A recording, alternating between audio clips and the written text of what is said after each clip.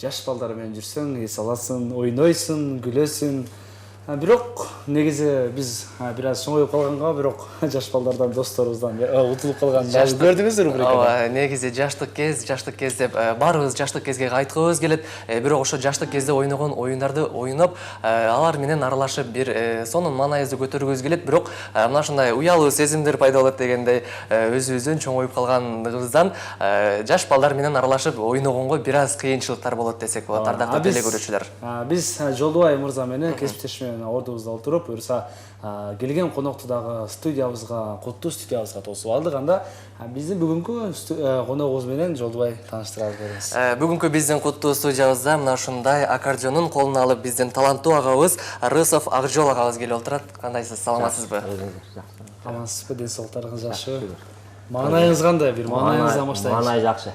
Жакшы. Маанай жакшы. Буюрса 5. 5. Кандай келип алдыңыз? Кайсы жерден келдиңиз? Кайсы жерден кулдуну болосуз дегенде? Мен өзүм Караш районунун Жоош айыл өкмөтүнө караштуу Мамажан айылынын Мустел 9 башта училище деп койчу эле. Ошо 9-кесиптүүлүк лицейден тургунумун. Бирок азыркы учурда Отсадыр айыл өкмөтүндө турам. Эмне жумуш кыласыз? Биз азырынча мамлекеттин ишинде эмеспиз, жасны. Ушу элде болсун дегенде элдин тойлорунда, кызматта ошол. Агабыз менен буюрса Акжол аке менен саламдашып алгандан кийин бүгүнкү темабызга агам чакырып келип турат. Бүгүн биз жаш кездеги ойнолчу оюндар боюнча сөз кылып атканбыз. Буюрса сиздин дагы жаш кездеги ойногон оюндарыңыз эсиңиздерде барбы? Сиздердин убагыңыздарда кайсыл оюндар көп ойнолчу эле? Кайсылар эсте калды сиздин? Биздин убакта деле азыркы кандай десек, чикалдырык дегенибиз бар эле. Ушуну кошуп койбоппуз а? Уруп анан зуулдап келет элек. Ошондой оюндарыбыз бар эле. Дагы канттын кагаздарын утушчу элек. Бастырып атат. Азыркы ширбомдор ошо ширбомдор чекет, амалда канттын кагаздары. Ооба. Кимдин апакеси же атасы тойго бара турган болсо, ал эң бай анан баягы кичинекей машинанын кылдыректерин улантып утушчу элек. Эсиңиздерде болсо керек сиздер. Негизи агам азыр айткан чикалдырик боюнча жашынакай сөз айттыңыз. Чындыгында чикалдырик дагы багы математиканын кызыгышына жаш досторубуздун, жаш келечектердин өтө чоң түрткү берет экен да. Мисалы, ата аягы анан кичинекей баласы болчу. Ал 20-лык, 10-лук болуп саналчу. Болгондо дагы атканда ким алыс калса адашпай санап келчү, Ооба, адашпай ошо менен 50-лик, 60-лык деп. Бул да болсо акыл эстин калыпташына чоң салым кошкон. Сиздер дагы убагында эң жакшы ойноп калган оюндардын бири, эң популярдуу оюндар. Популярдуу. Ал малда кай жакта телефон дейсиз? Телефон жакта. Телефон. Жадагы ширбом жок, чайдын кагаздарын дырдып. Айтып атам, конфеттердин кагаздарын. Алда болсо бир балалык кезиндеги өзүнчө порядкалап алат. Негизинен биздин студиябызга жашынакай аккордеон менен келип отурасыз. Бул кармап турган аккордеонду качадан бери дос болуп калгансыз? Биз менин атам өтүп кеткен, атам ойночу да. Үйдө аккордеон болчу, жаш кезибизден эле. Ушу үйдө турса эле ушу кирип чыгып, зериккенде ойноп эле ушу эме болуп калды. Ошондо канча жаштан баштап? 8-класстан, 9-класстан баштап. Биз ошондо нота менен үйрөнгөн эмеспиз, Жок, нотаны билбейбиз. Демек мектеп кезинен эле мына ушул аккордеон менен ойноп келесиз. Балалык кезде мына ушул көчөдө ойногон, сонун болгон оюндардан соң эле мектепте окуп жүрүп анан аккордеонго кызыгып калгансыз. Баягы күндүзү кечке кагаз түшүп анан кечинде келип. Ошондо биздин бүгүнкү программабызга чыныгы элдик талант келип отурат турбайбы? Нотаны кой, мен өзүм эле үйрөнөм деген биздин агабыз, Акжол деген агабыз келип отурат. Анда агабыз мына ушул 8-класстан бери чертемдейт, атаман калган мурас катары дейт. Бир анда даярдап келген чыгармаңызга кезек берели ага. Кайсы чыгарма бизге? Асанкалы Керимбаевдин жаштык кез деген ырдап. Жаштык кез деген. Жаштык кезге кайтып атканбыз. Негизи эле теле көрүшүңүз керек да.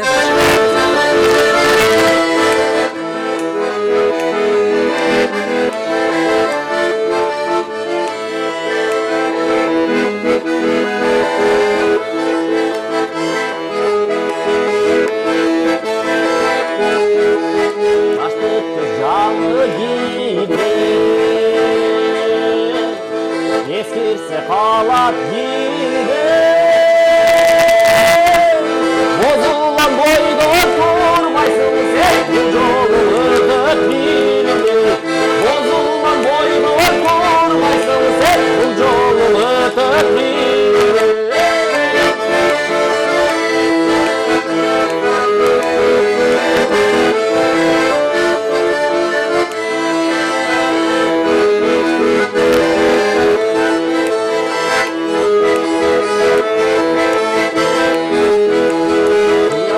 Kalmaz güldü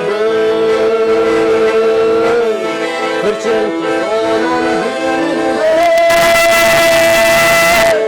Kız boydan bayır kormaysın sen kızını öpüp Kız boydan bayır kalmaysın sen kızını öpüp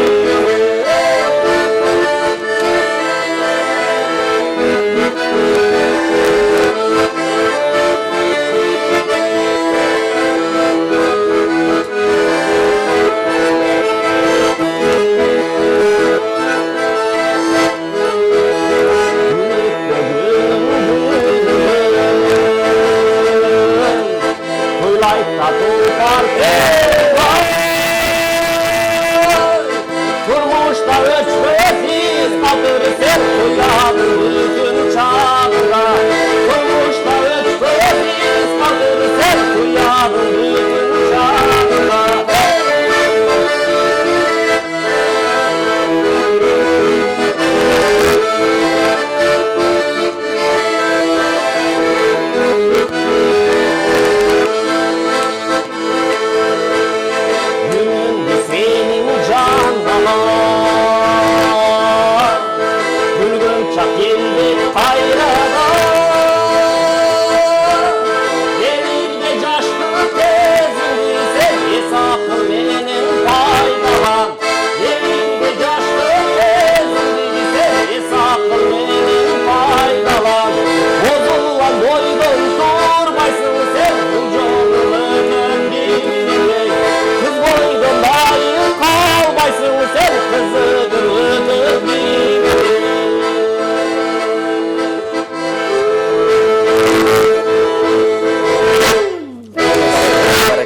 мына ушундай бизди жаштык кезге жетелегендеги эле мына ошо жалпы теле көрүүчүлөргө жаштык кезге бир алып барып келген мына ошо жаштык кез чыгармасы жаңыртты десек болот биз Жолдобай экөөбүз дагы жашынакай азыр галстуктар менен турабыз баягы тойдо өздөрүбүздү күйөө кыла сезип мен деле тойдо жүргөндөй болду келинди алып чыгалы деген негизи ушундай талантыңыз бар экен ырдайт экенсиз аккордеондо ойнойт экенсиз бул талантты эми кайсыл жактарга колдонуп атасыз эми баягы айтып өттүм го эми азырынча биз эми сахналарга жетише элекпиз анан элде болсун деп элде той болсун деп ушу той менен жаштар менен жакшылыктарда жалаң буюрса азыр орозо айында бугуңуз чыгып дем алышта талантыңыз бул жакта толуп турган чагыңызга токтоп атабыз азыр эле айтып болдуңуз жана биз сахнага жете элекпиз депчи алдыда кандай пландар болуп атат ушу чыгармачылык боюнча эми чыгармачылык боюнча азырынча даяргерчилик мындай өзүбүзчө аракет кылып атабыз аракет кылабыз дагы деп эми баягы Ажол агабыз бир аз баягы токтондуп жаш өтүп калгандай болду бирок өзүңүз жетпеген максаттарга уулдарыңызды дагы мына ушул жаатка аралаштырам деген үмүттөр барбы бар буюрса эми сулук менен эмес баягы нота менен деп коет го ошол жагына кандай карайсыз уулдардын нота менен үйрөнгөн деле жакшы болчу биз кызыкканда мен азыр действительно ачыгын неме кылганда ушу мындай эле ойноп кетем да анан нота менен үйрөнүп ушу өзүм жетпеген немелерге кыялдарга максаттарыма ушу бала чака жетсе деген ойдом уулдарыбыздын чоңу канча жашта канча кызыңыз бар деги менин Кудайым буйрса уул берет деген үмүттө турам 2 кызым бар 2 кыз бар чоңу 3 жашар кичинеси 7 айлык жаш экен өмүрүн берсин уулдарыңыздардын негизинен бир эле уулдар да эмес кыздар деле мына ушул кыялдарыңызды орундасаңыз болот турмушка узатканда күйөө балаңызды эле ушул жакка аралаштырып бүгүн негизи Пайыз программасында жакшы маанай кылайбыз буюрса агам бүгүн суроо жоопту азыраак кылып ырдайм деп ыргыржун ырларды толтуруп кеткен чагы буюрса ошол негизинен дагы ырларды даярдап келгенсиз. Өзүңүз айтып калдыңыз, 8-касымда эң биринчи аккордеон кармагам деп. Эсиңизде барбы? Кайсыл ырды ырдаганыңыз биринчи? Биринчи эми мен көбүнчө Бекборовичтин ырларын ырдачу элек да. Биринчи? Биринчи. Ошодон анда Бекборовичтин ырларынан ырдап берейин. Бир түн чүрөгү деген. Ошондо кумир туткан адамыңызды ким деп эсептеп туралы? Бекборович калат. Бекборович. Асанкалы Керимбаев. Асанкалы Керимбаев. Азыр эми ырчыларыбыз күчтүү бар. Анан Бекборовичтин ырларын көбүрөөк ырдачумун да, ошодон ырдап берейин анда. Болот. Кайсыл чыгарбасы? Түн чүрөгү деген. Түн чүрөгү. Келиңиз анда сизден ошо түн чүрөгү деген жагымдуу чыгарма.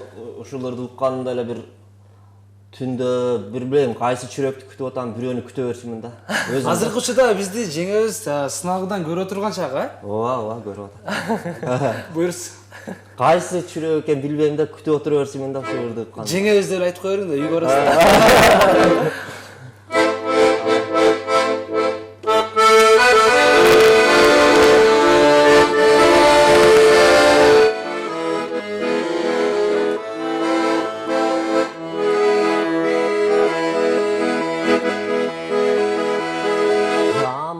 Ayşolası haripleri Ünlüdür caz gülünün elesteri Tartılıp boyu tündür uçağına Katına tavşandırıp Kayda gitti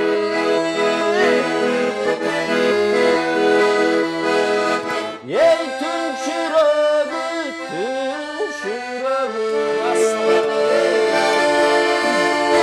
Neresi uşun çalır Kızdım cürek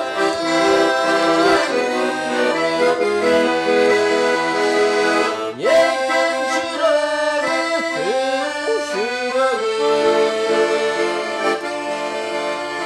Ayıpsız sebepsiz da Gülüsü sebepsiz da Cirit yürür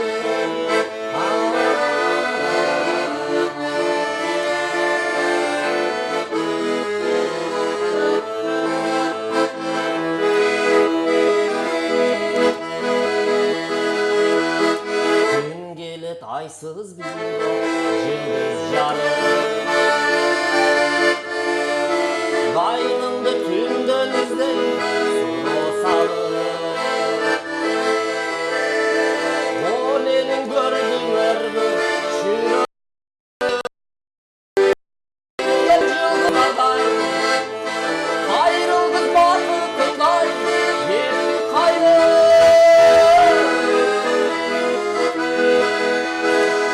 Yetin çürüğü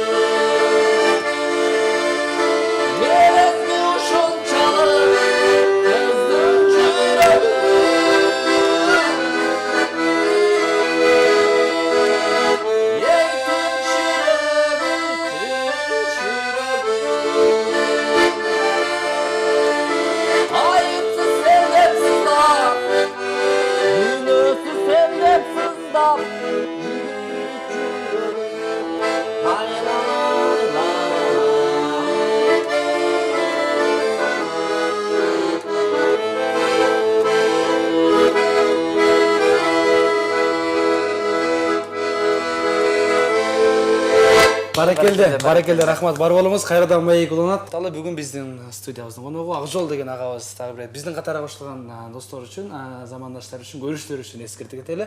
Жакшынакай түн чүрөгүнөн кийин маегибиз улансын. Негизи айтып калдыңыз, ырдын саптарында бар экен, кайсыл жерде жүрдүң экен, кайсыл түндү жарык кылып деп. Балким азыр Акжол деген аганын үйүн жарык кылып жүргөн. Ошого окшойт го дейм анда. Өзүңүз деле толук билбейт окшойсуз. Ошол маалда айтып атпаймынбы, кимди күтөм, ушу күтөт элем да кой түндө. Ошол маалда жаштык кезде ырдачы. Азыр эми бир аз биздин темабызга байланыштырып, сиз дагы жаштык кезге кайткыңыз келген экен.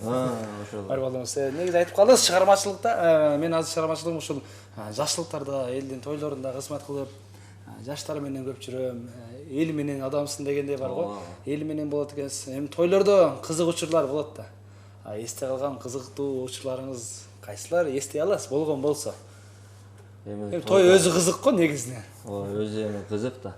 Баягы эми айрыкча Баягы аккордеон кетип калып, өзүңүз фонограмма экенин билип калган учурлар болгонбу? жок. Эме Тамаша. көбүнчө баягы эме болгондо адашып, кыйналып калабыз. Баягы күйөө баланы түшүрбөй көп болуп калышат го баягы. Жүргөндө күйөө балдар көп доолашып калышат да эми баягы жеңелери менен. Ошол жерде сиз тынбай ырдатыш керек. Тынбай ошол жерде көбүнчө эми кээ бирлери срочно түшүрүшөт жеңелери. Эми кээ бир жеңелер тайлашып отуруп 1 саат, 2 саат кылып жүрөт да.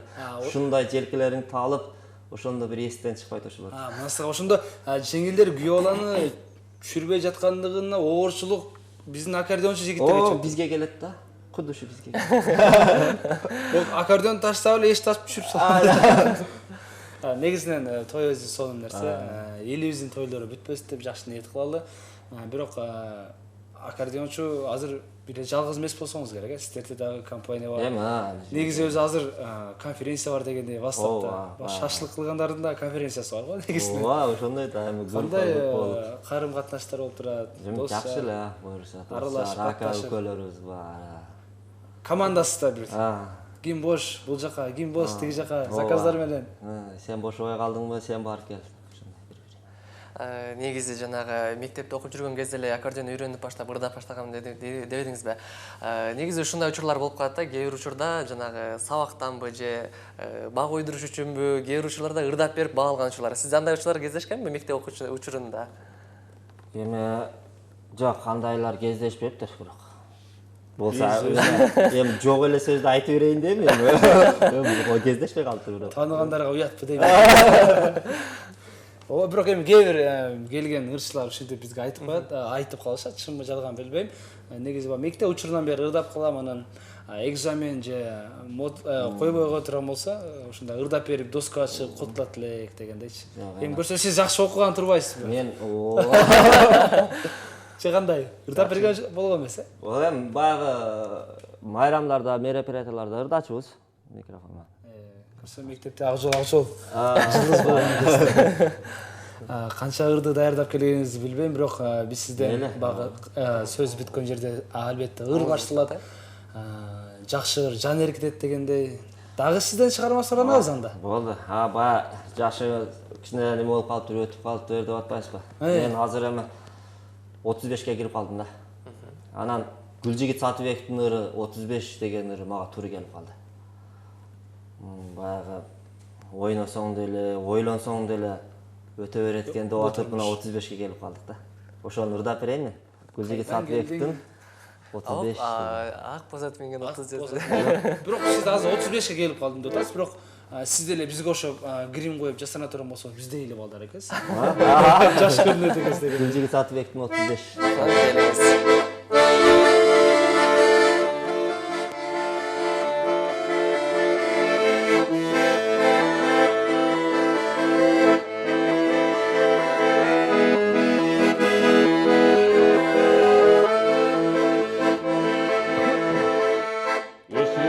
Каппай коңгуроо, салам айтып келди 35. Күбөлүккө эми коштошту, 34-түн эми кайыр кой. Сүйүнсөм деле, күйүнсөм деле, өтөр экен бул турмуш. Ыйласам деле, жыргасам деле, өтөр экен бул турмуш. Денсаулыктан айырма, шүгүр кылып барына, максат кой жашап алдыга. Эй бир туганым келди, сүйлөшөлү жалаң жакшы экен. Канча жашоо калды ким билет. Денсаулыктан айырма, шүгүр кылып барына, максат кой жашап алдыга. Эй бир туганым келчи деп, сүйлөшөлү жалаң жакшы экен. Канча жашоо калды ким билет.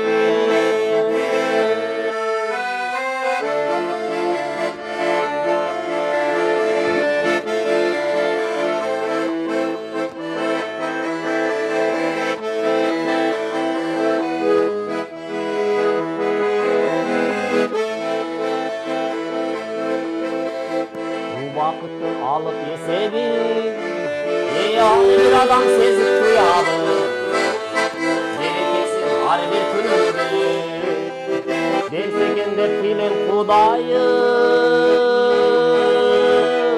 Oynasan dele, oylansan dele, ötör eken bul turmuş. Uktasan dele, çurkasan dele, ötör eken bul turmuş. Densoluktan ayrıla, şügür kılıp barına, maksat koy yaşap aldıga. Ey bir tuganım gelçi dep, süйлөшөлү жалаң жакшы экен. Канча жашоо калды ким билет. Ey денсаулыктан айрыла, шүгүр кылып барына, максат кой жашап алдыга. Ey bir tuganım gelçi dep, süйлөшөлү жалаң жакшы экен. Канча жашоо калды ким билет.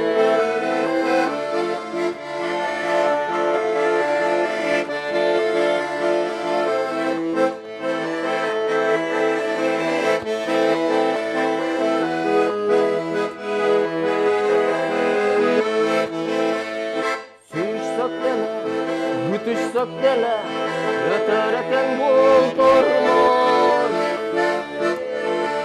Sağınsan dele, kabışsan dele, ötör eken bul turmuş. Densoluktan ayrıma, şügür kılıp barına, maksat koy yaşap aldıga. Ey bir tuganım geldi, süйлөшөлү жалаң жакшы экен. Kança жашоо калды ким билет.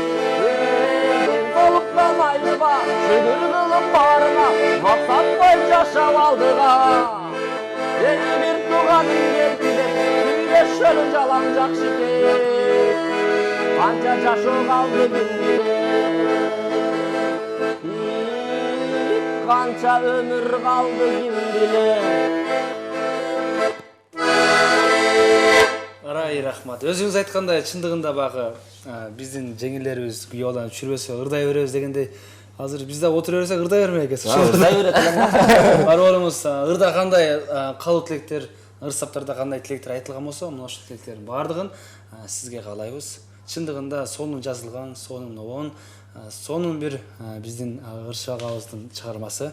Эми негизи сиздей таланттар менен биз отура беребиз, убакыт таап, бирок негизи эфирдик жүрүшүнө конок келген болгон убагыбыз аягына келип баратат. Бирок биздин дагы телеканал, ынтымак телеканалы ар дайым ушул элдик таланттарды чыгарып, калың элге көрсөтүп чыгарып турган дайым даярбыз. Ошол ниетте да сиздер келип отурасыз дегендей. Мына ушундай аккордеонду алып, бизге деги эле жалпы теле көрүүчүлөргө бир жагымдуу, жандуу ыр тартуулап бергенге сизге ыраазычылык билдире эле. Келиңиз эми сизге эркен микрофон берели. Жалпы эл журтка калуу тилектериңиз болсо. Эми рахмат сиздерге.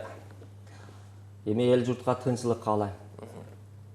Бакубатчылык, бактылуулук каалайм. Заманыбыз, элибиз тынч болсун. Сиздерге ишиңиздерге ийгилик. Рахмат. Ушу көп таланттарды чыгарып жүрө бериңиздер. Буюрса жанакы ырды жубайым ырдадым деп айтып коюңуз, азыр чыгып үйгө барасыз.